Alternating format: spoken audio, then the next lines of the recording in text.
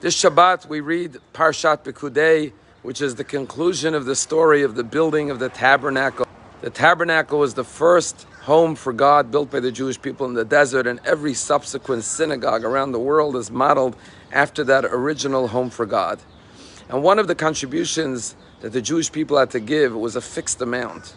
There were 15 different collections, items. 14 of them you can give whatever your heart desires based on your capacity and resources. But one of them, the half shekel, every single Jew had to give exactly the same. As the Torah says, the rich cannot give more, the poor cannot give less. And what was this half shekel used for? So our rabbis tell us that the half shekel of silver was used to make the sockets, the adanim, the silver sockets that held the beams, which held the curtains, which erected the entire edifice. And the question is, why for this silver donation did everyone have to give exactly the same amount?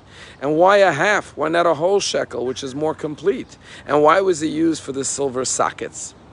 And our rabbis explained that every person is different. Everyone has their unique talents, traits, characteristics, potential. We're all different in mind and heart and spirit. But there's one part of us which is all the same, because it's the most essential part of our being, and that is our soul, which comes from God. Every human being, every Jew, has an equal portion of godliness inside of them. And that is the foundation of our entire being. And like a foundation, which is not seen, but is the strength of the entire structure, and the entire structure rests on that foundation, so too our soul is not visible, but it is the foundation of our essence, of our being. And while we may have different characteristics and strengths that are visible, what lies beneath all of us in our foundation is our spiritual soul, our part of God.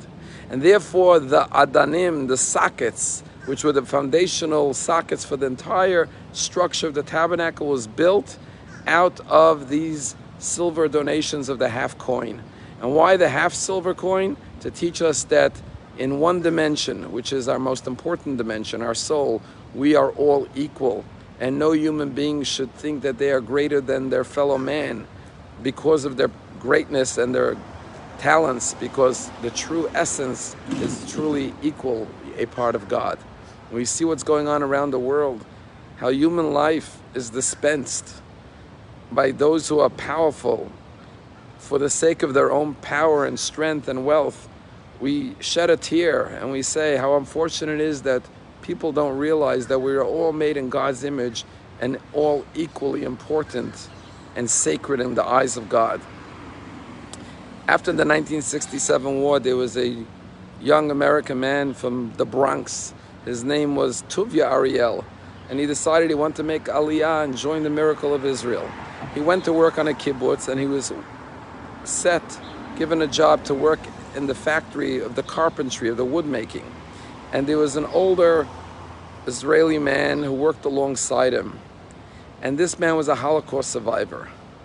And he had a number on his arm from Auschwitz. And he told him his story and how he survived Auschwitz. His entire family was murdered. He managed to come to Israel, to Palestine in 1946, joined the Palmach, then joined the IDF, and fought in the War of Independence. And now he lived on this kibbutz. And this young man, Tuvia Ariel, was very inspired by his story of heroism and sacrifice. And he told him the story how he was online in Auschwitz going into the camps, and his father and mother were before him, and his younger brother was right behind him online. And that was the last time he saw his mother and father and brother. They were all killed by the Nazis, and he was the only survivor. And when Tuvia Ariel saw the number on this Israeli man's hand, whose name was Shimon, he got a chill down his spine, because the last 4 digits of the man's number was 7401. And Tuvia Ariel, when he grew up in his home in the Bronx, the last 4 digits of his telephone number was 7401. And then when he got his Social Security card, he saw that the last 4 digits of his Social Security number was also 7401. And he wondered, what a coincidence that the last 4 digits of my telephone number are the same last 4 digits of my Social Security card number. After working in the kibbutz for many years, he had an accident with one of the machinery in the factory, and he had to give up his job as a woodmaker. And he went and took a license, got a license to be a tour guide. And one day he picked up an American family, a man, a woman, and children, and started to take them on a tour, and he got to know them.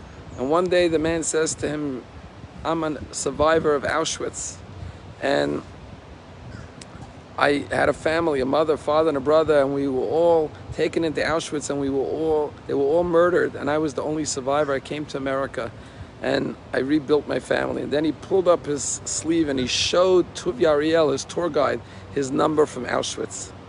Tuvi Ariel looks at his number and says to him, by any chance, is your brother's name Shimon? And he says, yeah, that was my brother's name. He says, come with me. And he drove straight to the kibbutz with this man.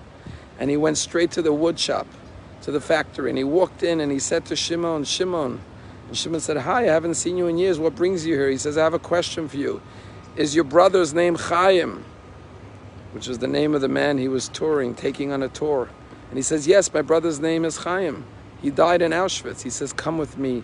Took him outside. And Shimon looks at Chaim and says, Chaim, is that you? And Chaim looks at Shimon and says, Shimon, is that you? And they hugged and they embraced and they wept on each other's shoulders, reunited in Eretz Yisrael, in Israel.